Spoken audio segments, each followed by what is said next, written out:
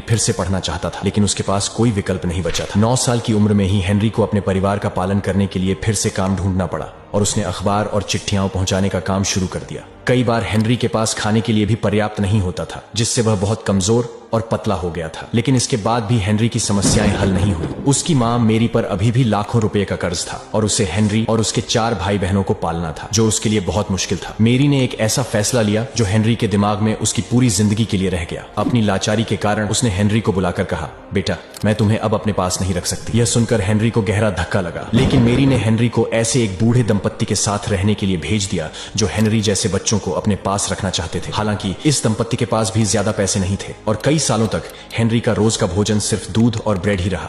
Henry वहां से निकलना चाहता था और रात में अक्सर यही सोचता था कि अगर उसे अपनी जिंदगी बदलनी है तो उसे काम करके पैसा कमाना होगा। इसलिए 14 साल की उम्र में वह अपनी मौसी के पास गया और ग्रेट नॉर्दर्न रेलवे वर्क्स में प्रशिक्षण शुरू करने के लिए कुछ पैसे उधार लिए। लेकिन उसके रहने के लिए अभी भी कोई जगह नहीं थी। वह वापस अपनी मौसी के पास गया और उनसे पूछा कि क्या वह उनके साथ रह सकता है।